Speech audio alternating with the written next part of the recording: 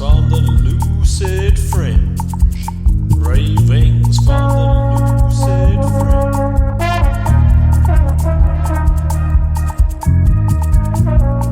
Musings from an unpasteurized life.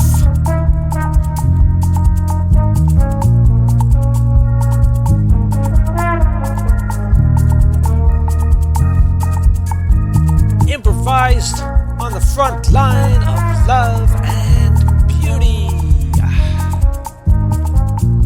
Welcome, I'm Semeric Yarrow. Today on Ravings from the Lucid Fringe, Episode 12. Further Mexican Adventures. Mole, Mountains, and Mezcal.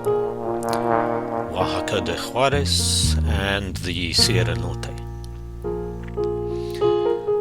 I arrived in the state and eponymous capital city of Oaxaca on Christmas Day. Fortunately, the big family night is the 24th, which I strategically spent on the bus, so there were slow crowds building up in the streets and places open to eat in by the evening.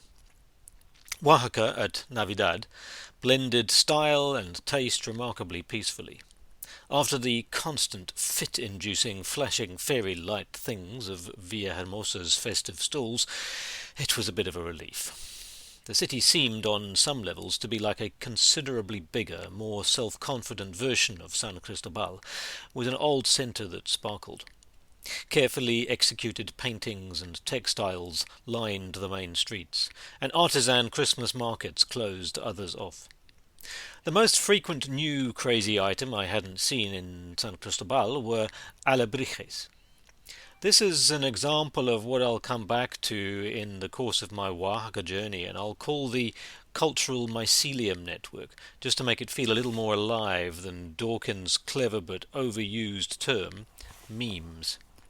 It's how creative ideas travel and shift in Mexico and elsewhere, but with the impulse I now knew of the ever-creative rainforest, cultural mycelium is how I'd see it. Invisible image routes and channels leading mushrooms to pop up in the most unexpected places. Alebrijes, I discovered on an unrelated wall later in Cholula, were dreamt about by an artist and writer from Mexico City.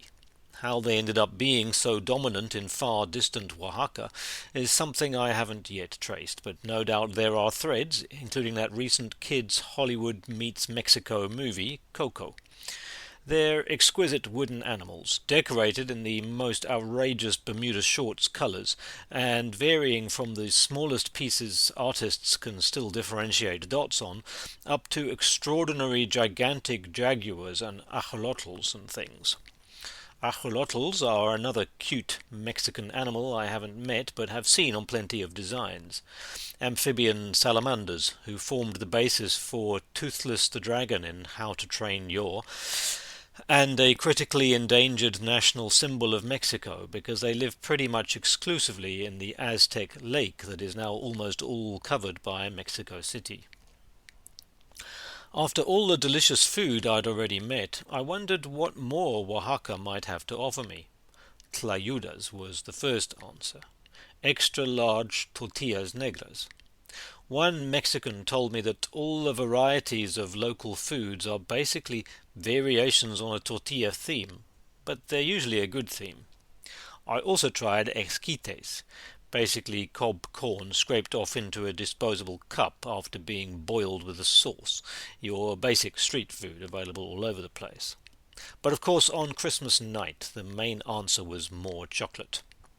However, in this case it was a traditional hot chocolate in the fanciest chocolatey place with camareros in tuxedos, stirring it for you at the table with cinnamon and other good stuff.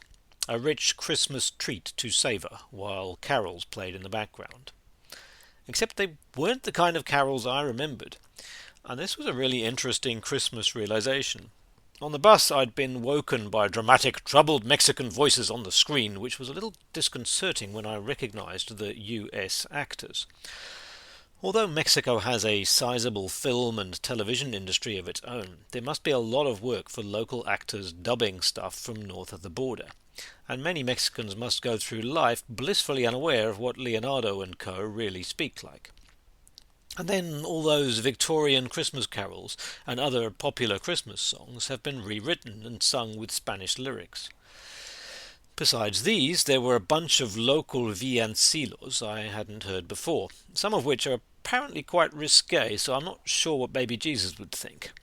I was becoming more aware of just how extensive and varied is the Latin American recording world, able, because of the language frontier, to be comfortably independent of the US-dominated landscape, even as it interacts with it.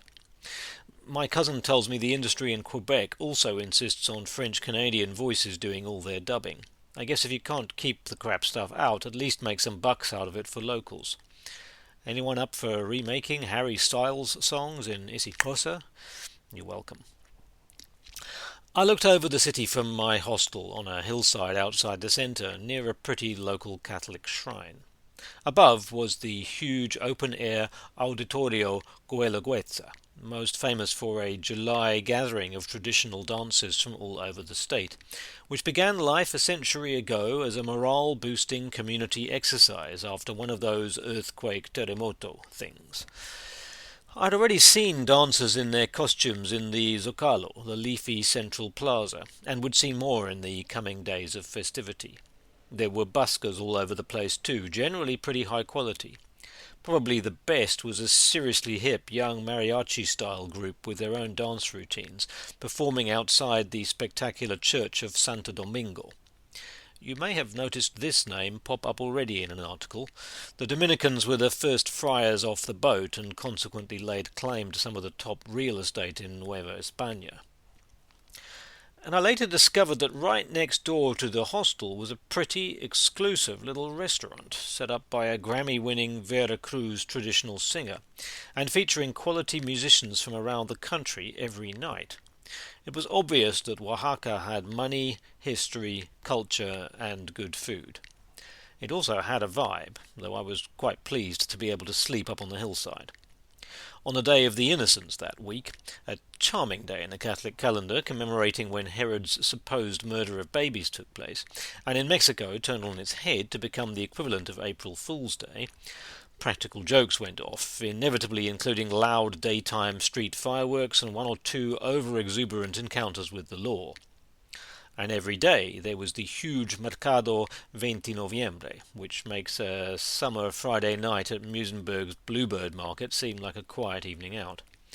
I found it a bit overwhelming and escaped in the wrong direction via the corridor of smoke, the Pasillo de Humo, where meat was being smoked at every stall. Finally, I bought myself an aguacate, avocado, and retreated with some bread and a little delicious artisan cheese and lettuce. Quite important to check the bread is salted, though. Mexicans love their pan dulce, which is what I got each morning, in far more varieties than the normal range of croissants in a mainstream patisserie. At least Oaxaca has plenty of vegetarian and organic options. La Cosecha was another daytime market that was a bit of a refuge for me, with a huge variety of drinks and meal possibilities on offer. This was where I first tried pulque, mildly more alcoholic than kombucha and also with reputed benefits for the stomach in its ferment. A local who swears by it told me it had a bad name for years because a bizarre rumour went round that it was made with dung for poor people. Perhaps this was to increase middle-class demand for more alcoholic products. In Mexico City I had some with a mango flavour in a pulqueria in Garibaldi Square, and to be honest I think if I had had a few more I might have been rolling home. Pulque is made from agave sap. On the switchbacks through the mountains from the east, my first sights of the state were agave fields, which quickly got me thinking. Here's yet another Mexican crop that's made it to South Africa without us really clocking its origins, as it grows in gardens and farms close to our indigenous aloes. Up there with all those other imports from the Americas like prickly pears, and I had a delicious vegetable soup made with nopal pads, that's from the same prickly pear cacti, as well as the avos and vanilla and In our health shops you might well find agave nectar as a sugar alternative. But actually the agave was principally being grown for mezcal, which South Africans have yet to cotton on to. Oh, cotton is originally another Mexican crop, of course.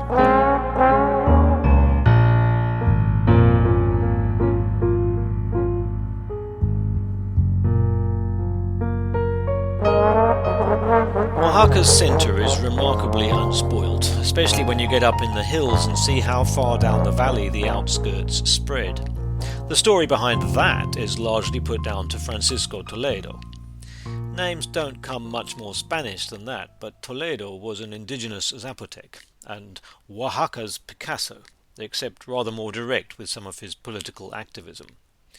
When McDonald's and Starbucks tried to move into town, Toledo successfully protested by setting up a tamale stall and threatening to keep making them naked if the multinationals didn't get out.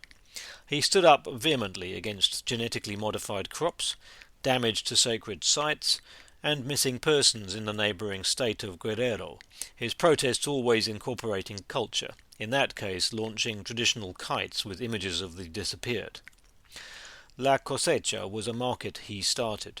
Perhaps more obviously, he had a profound influence on Oaxacan art.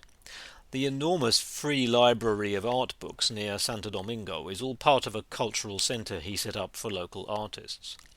The wonderful work at the Museum of Local Art and the general networks for artists in the city are all something he encouraged directly and funded with the international sales of his work. Toledo passed away a few years ago, and one of the many murals in the city is a small image on his old house, featuring the artist with his dog, a tonal in life, a nagual in death, the animal spirit always with him. Other murals around the city are done more as engravings, another artistic style Toledo really promoted locally, sometimes breathtaking, such as a jaguar corn goddess I saw close to La Cosecha. Still, I was really feeling the need to get away from it all as the year drew towards its conclusion. I wanted some New Year's Eve JOMO, joy of missing out, as I expected the city centre to be pretty intense, so I set off into the Sierra Norte mountains to the north. This was also because I was feeling a little overwhelmed with the solitude in the city, and felt the call of nature might be restorative for my spirits. Thanks to a lot of support from locals on WhatsApp groups, I'd managed to make a plan for myself in the Pueblo Mágico of Capulalpam.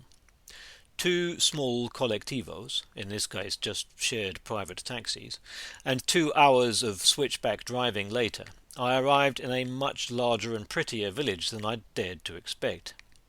It had taken multiple Spanish conversations by phone and WhatsApp to track down how to book anywhere, including walks, but somehow I'd ended up with a cabana up in the peaks. This wasn't, however, a perfect arrangement. The large stone cabin looked great but got next to no sunlight. It had a fireplace designed for brying meat rather than heating the bedroom, and I had to head up to the workers' hostel to boil up any water for tea. Sometimes hospitality in the region left something to be desired, even though there was clearly willingness. Bath mats and shower curtains in particular being rare occurrences, as well as bedside lamps, though I got given enough different soaps to keep me going through the coming year. Still, it was great to arrive somewhere a little quieter, with a beautiful old church and easy access to forest walks in the hills. I went up and meditated in the trees, which was always a good way of remembering I was actually in the tropics. On this occasion it was a green mosquito that took the gap while my eyes were closed. Later I wandered through the reserve grounds to a sweet restaurant next to a suspension bridge and a lovely flowing river. It was there that I somewhat regretted having had to leave my trombone back in the city. It turned out to be a local's birthday, and the celebration was to start during the course of my late lunch. The Valley's high school wind band, all 20 of them, came and started playing for him and his guests to start dancing. In Cape Town, this would have been a private function and the restaurant would have closed to the public, but in rural Oaxaca this was a social democratic occasion. Everyone was allowed to be there, as long as we put up with the community spirit just getting on with their lives. I liked it very much, and not just because the music was excellent. Mexico really is a land of brass and wind instruments. I'd heard some great stuff in the Christmas festive marches through the city, and now these youngsters were playing classics from the national repertoire. Mexican marching bands started with the imports of nationalistic European military styles in the 19th century, but really branched out across the country into their own frenetic forms. Everyone seemed to be encouraged to take part, to pick up an instrument. It was something I feel has been really lost in many supposedly more sophisticated places, where computer screens have been set up instead as weak substitutes. I headed out again a while after into the forest, leaving the party going but with more of a spring in my step. The village dogs and their midnight howls were not enough to disturb my dancing equilibrium.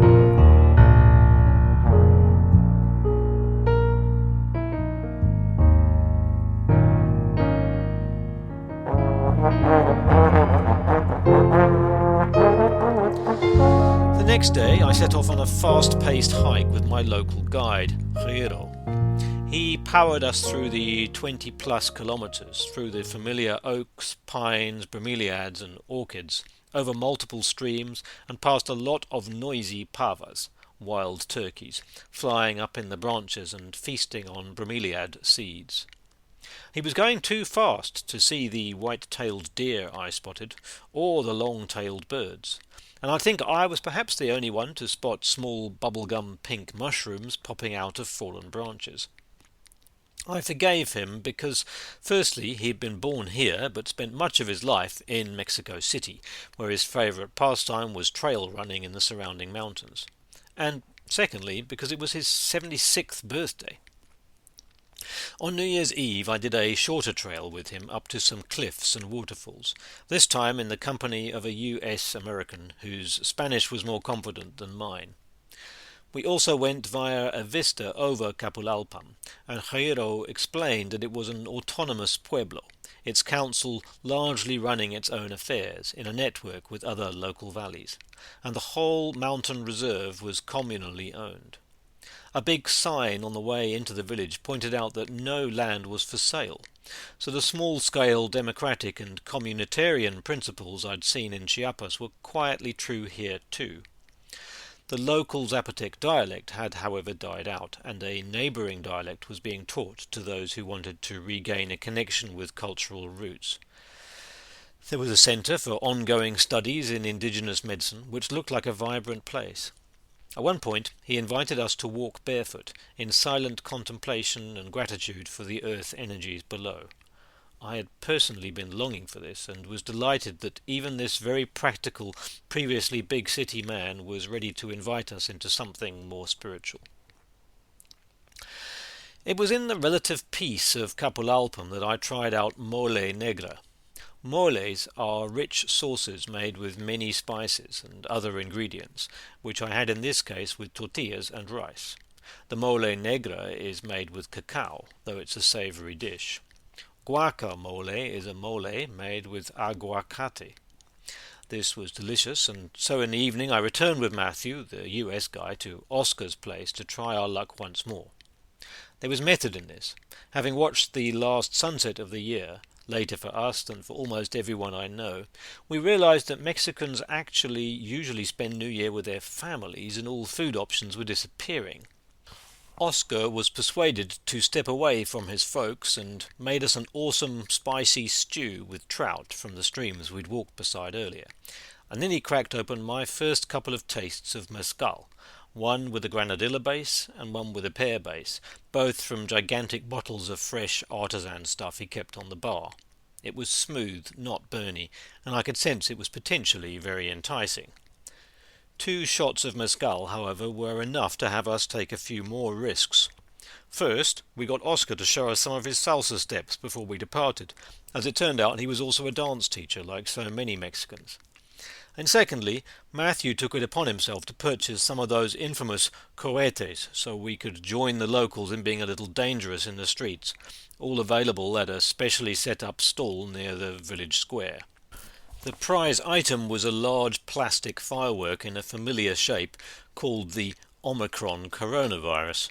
I pointed out that this was South Africa's gift to the world a couple of New Years back, and we had to let that one off too, though as with the original it was a bit underwhelming.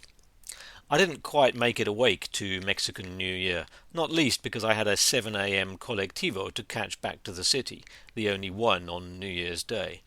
But it was a thoroughly different way to spend the evening, and to break a bit more out of my shell in communication with the locals.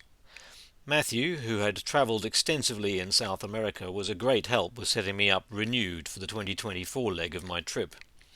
He shared about his afternoon down at the soccer field, watching an end-of-year tournament full of slightly inebriated players, and his evening before, politely gate-crashing somebody's quinceañera in the village hall. That's the traditional whole community party to celebrate a girl turning 15, where he was welcomed in for the evening, and how he'd previously crossed an unorthodox route from Argentina to Chile simply by asking questions and striking up conversation. I boarded the morning bus, grateful and inspired.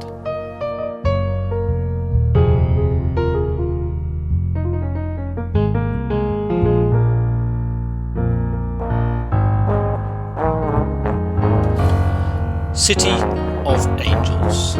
Baroque moments in Puebla de los Ángeles.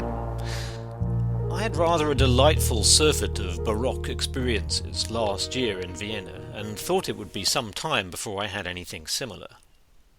However, I listened recently to a playlist of rather good Baroque music I'd never heard before, from Mexico, or to be more precise, Nueva España, an area of the Spanish Empire that included Guatemala, which apparently has one of the most spectacular Baroque cathedrals in the world. There's the odd Bolivian piece thrown in on this 42-hour playlist, thanks to the wonders of Spotify, I see. But a lot of it is Mexican, and after my trip I'm not surprised. Until recently I wouldn't have even thought to look for it. Mexico totally upturned most of my ideas about the Renaissance and Baroque periods, so we'd better return to the beginning once more, to the Templo de Santo Domingo in San Cristobal de las Casas. I spotted the church in the distance the first time I was walking down the road, sumptuous Renaissance domes rising above the rooftops.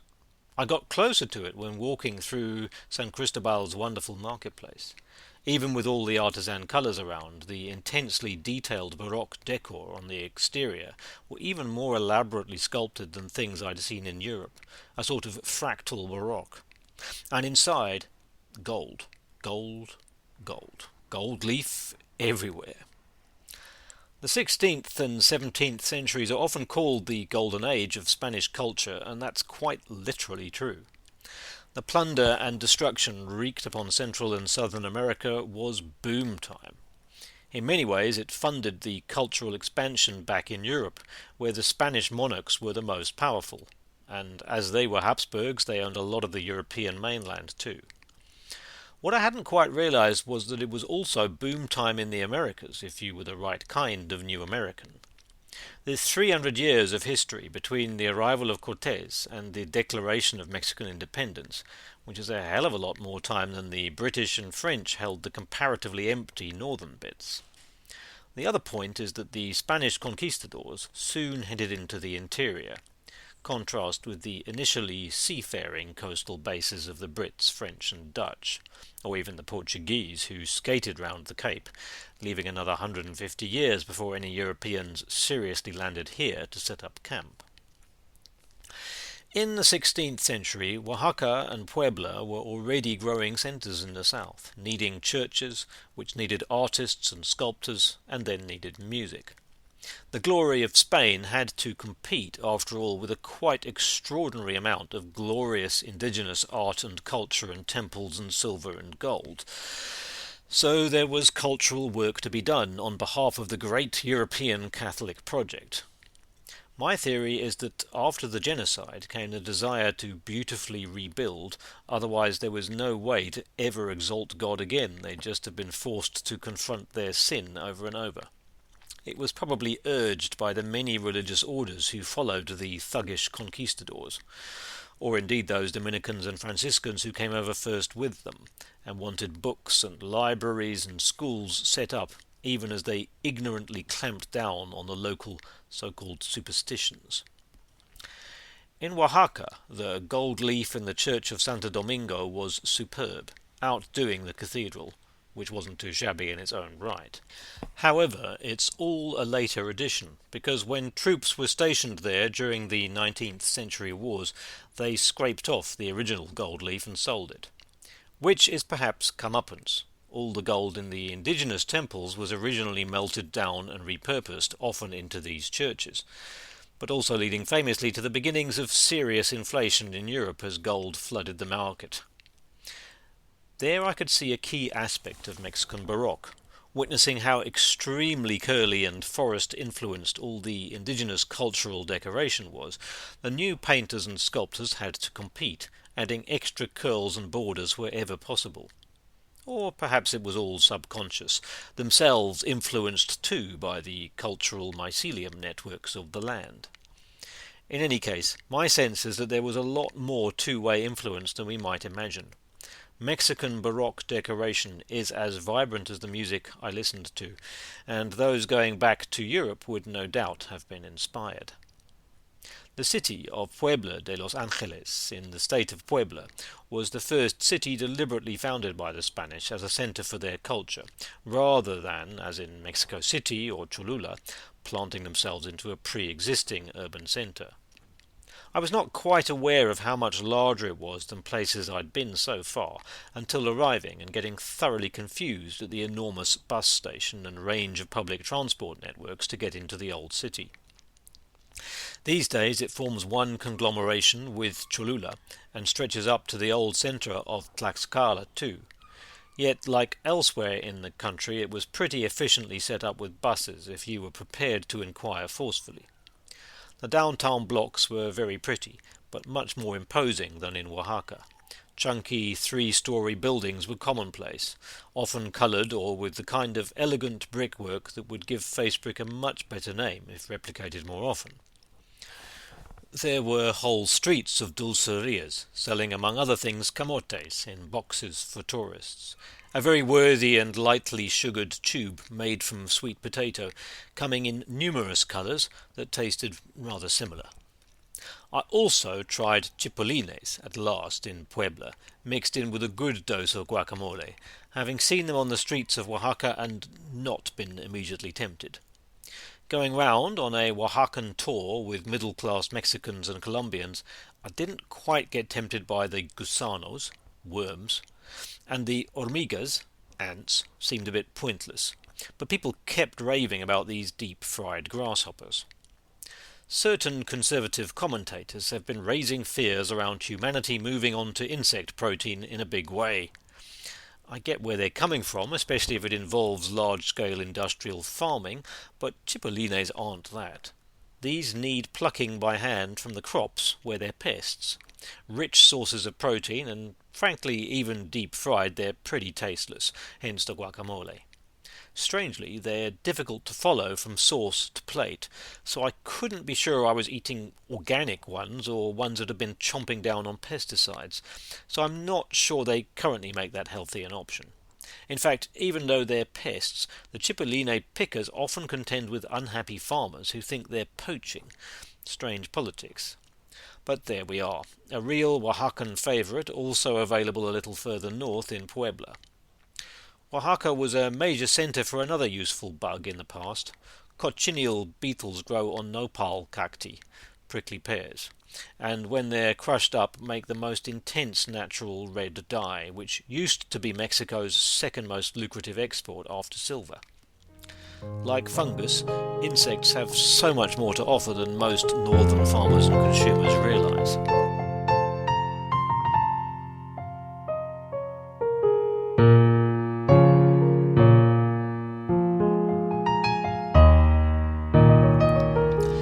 Puebla also has its special mole, the mole poblano, which is spiced and includes cacao, though it's rather browner than the Oaxacan version. I ate some with enchiladas. I also visited the ex-convent de Santa Rosa, where it was supposedly first created, by the nuns there for the visit of the viceroy. And it was there that I really got a sense of Puebla's dominant craft, ceramics. This explains the wonderful brickwork, but also, and particularly, the wonderful pottery in Talavera, going back centuries, influenced by Chinese, Turkish and European styles, but with a magic of its own. There were kitchen pots in which the mole was prepared. These days you can pick up boil-in-the-bag home versions in the city streets. And then an incredible range of sculptural pottery, with the particular theme being the Tree of Life, though artists have taken it into all kinds of unexpected directions, both as craft pieces and pure artwork. It was here that I understood how the Tree of Life image has evolved, equally as varied and elaborate in its branches as the old Mayan glyphs, but now with other kinds of images. Some represented fauna, some religious or personal stories, individual takes on the theme in yet another Mexican combination of museum and gallery. And there was an oval window or two around the place above head height, the only windows in from the outside world for the nuns. These represented God's eye, keeping watch on the nuns' activities. It's worth noting that one of the most famous and celebrated personalities of the Spanish Golden Age is Sor Juana Inés de la Cruz, a Mexican nun who lived in the 1600s, a little closer to Mexico City than to Puebla. She wrote sensual love poetry, sexy proto-feminist comic plays, and Baroque music, as well as educated rebukes to Catholic bishops. Needless to say, she's seen as a major Mexican heroine. While England and Italy banned women from the stage at the time, to such an extreme extent that Italian operatic theatre often castrated boys so they could still sing the high female parts, which was somehow ethically preferable to letting an actual female do it, the French and Spanish theatre was happy to allow actresses and women writers long before English and Italian men got over themselves, and there's apparently a host of proto-feminist Spanish plays from the period. They do rather need searching for, however. While some people claim Shakespeare can't be Shakespeare because he wrote no less than 37 extant dramas, Lope de Vega, his great Spanish contemporary, scribbled off more than 1,000, and in the general excess of the age there were dozens more playwrights and companies at the time in Spain than in little old England. Puebla has the oldest library in the Americas. After the Spanish had finished burning the locals' codexes, they brought more books in and wrote some. It also has the oldest dedicated public theatre in Mexico, though it's not as old as the works above. I had seen the Grand Fin de Siècle theatre in Oaxaca, which it was pointed out had casino written above the top floor. Public theatres were essential parts of the dictator Porfirio Diaz's public building programs in Mexican cities, but they were often places for the elite to show off. I'm reminded of the contrast in Cape Town between the ultra-modernist Artscape Theatre building, formerly known as the Nico Milan after an apartheid-era politician, which produced mainstream popular European-focused pieces of theatre, music and opera, and the Space Theatre, which occupied a temporary liminal space in Long Street and produced international quality challenging theatre. Mexico's Baroque is amazing, but casts a similarly long shadow in some respects. I wasn't able to catch any theatre while in Puebla, as it was too close to the festive season for anything new and exciting to be on, but I did have some good chances to talk with Lala, co-organizer of Laboratorio Magdalena's Puebla, creating intentional community theatre with a feminist focus and links throughout Latin America. It was a challenging moment. I joined her and her colleagues in a protest because one of their Venezuelan colleagues had been assaulted and murdered in the jungle between Brazil and Venezuela. Puebla is full of universities, and that includes actors in training, but many of them aim for the big screen or the West End-style theatres across Mexico City. Theatre for life is a bigger challenge today, perhaps as it always is. Are we here to educate or just to entertain? Goethe asked that question at the start of his epic play Faust 2 centuries ago, and probably Euripides was trying to do the same 25 centuries ago. The famous Teatro de los Insurgentes in Mexico City features a grand mural by Diego Rivera illustrating the struggle history of Mexican theatre. Yet the actual show on offer there when I passed was Mamma Mia. The edge of compromise is always there, and who knows what those Baroque Mexican composers were thinking as they penned off another piece of delicious froth for some hacienda owner.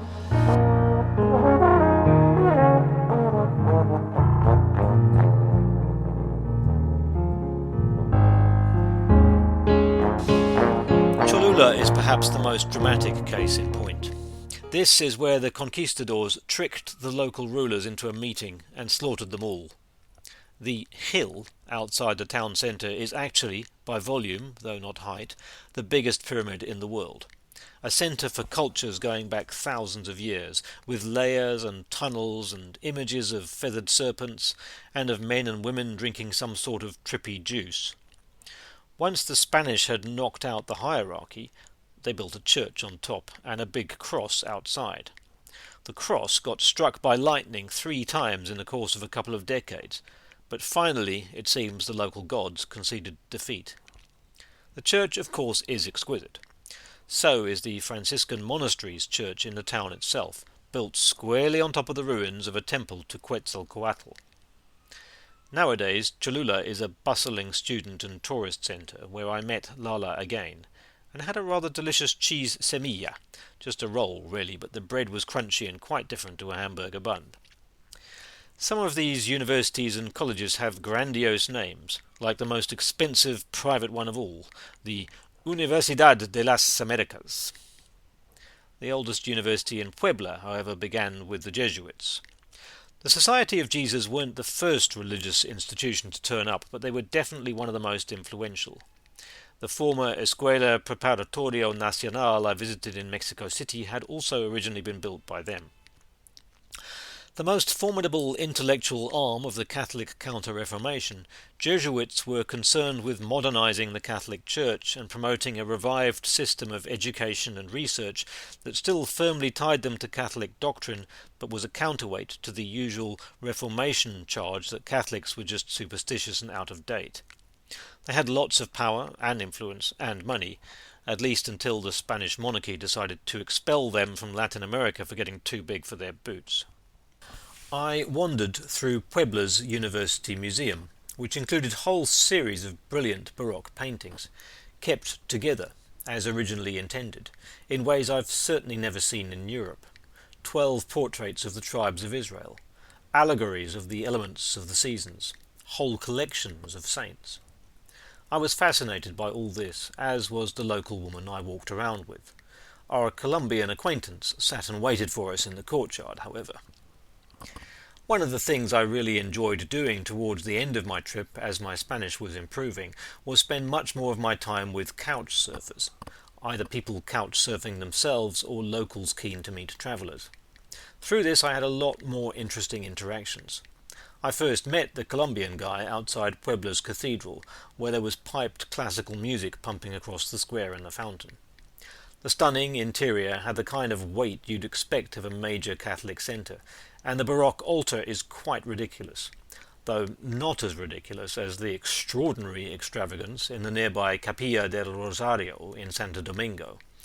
By this point I was definitely running out of superlatives.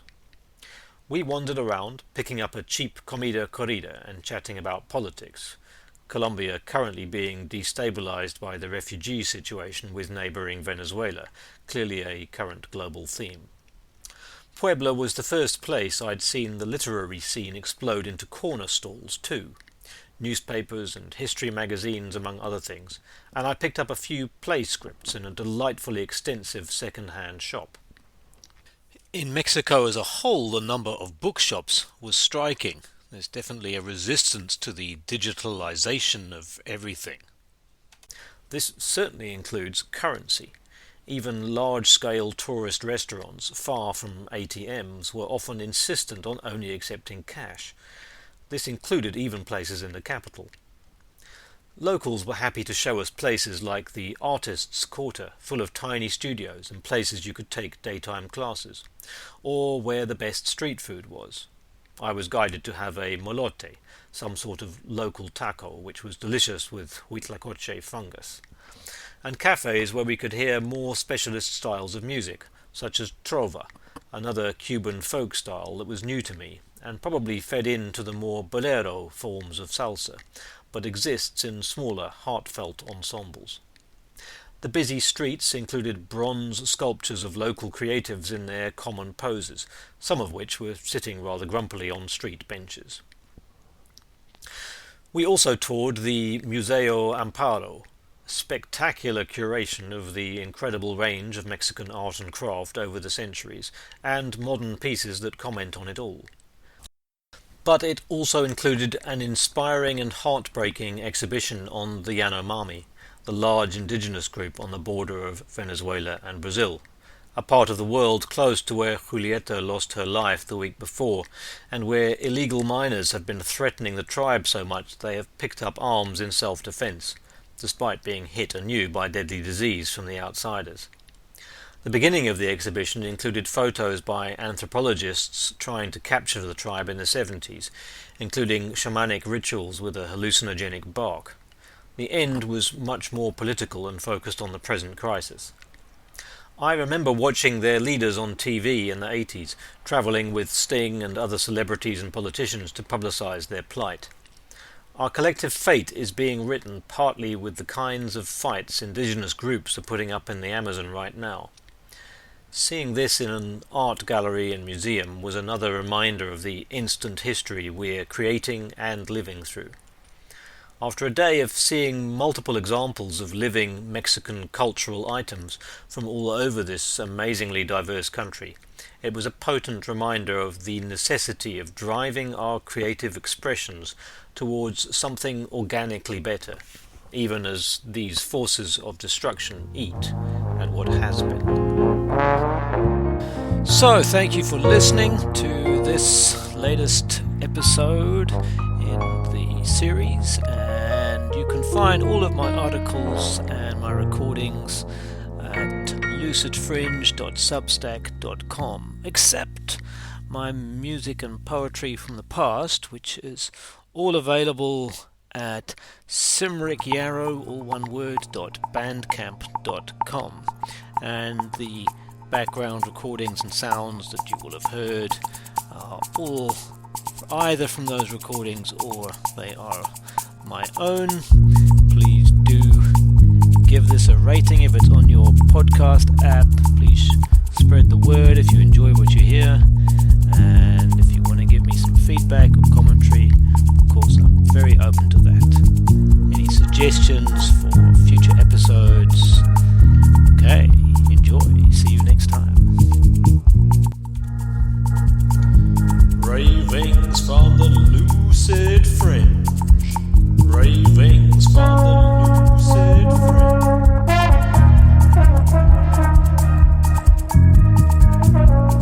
Musings from an unpasteurized life.